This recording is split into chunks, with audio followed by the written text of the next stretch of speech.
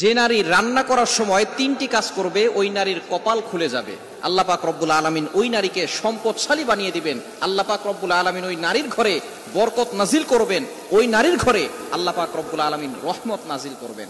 অনেক মা বোনেরা এখন কিন্তু সংসারের ভিতরে সুখ চান, শান্তি চান, ঘরের ভিতরে রহমত চান, বরকত চান।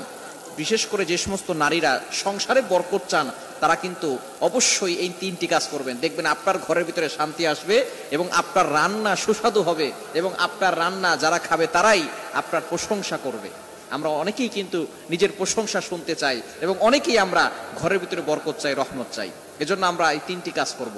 নাম্বার 1, 1 নাম্বার হচ্ছে আপনি যখনই রান্নাঘরে প্রবেশ করবেন তখন আপনি সালাম দিবেন। মনে রাখবেন রান্নাঘরে কিন্তু চুলা আছে। এই চুলা, গ্যাসের চুলা বলেন আর যেই চুলাই বলেন, এই চুলা থাকার কারণে যখন আপনি রাতের বেলা সেখানে থাকেন না, এখানে কিন্তু জিন জাতি থাকার সম্ভাবনা আছে। এই জন্য যখনই আপনি রান্নাঘরে ঢুকবেন তখনই সর্বপ্রথম 1 নাম্বার কাজ করবেন, সালাম দিবেন, আসসালামু আলাইকুম ওয়া রাহমাতুল্লাহ। কেউ থাকুক আর না থাকুক, ঘরে যখনই প্রবেশ করবেন, যদি ঘরে কেউ নাও থাকে তারপরে সালাম দিবেন, কারণ ঘরের ভিতরে অনেক সময় শয়তান থাকে। আপনার সালাম দেওয়ার কারণে সেই শয়তান সেখান থেকে বের হয়ে যাবে। শয়তান আপনার ঘরের ভিতরে আর বসবাস করতে পারবে না, সেখান থেকে শয়তান বের হয়ে যাবে।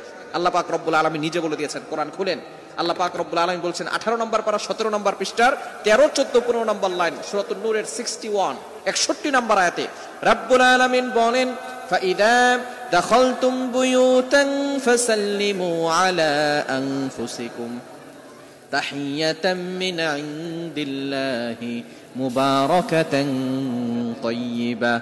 যেই ঘরে ঢোকার সময় কোনো ব্যক্তি যদি সালাম দেয়, আল্লাহ পাক রব্বুল আলামিন ওই ঘরের ভিতরে বরকত নাজিল করেন। আল্লাহ পাক রব্বুল আলামিন পবিত্র রিজিক সেখানে দান করেন।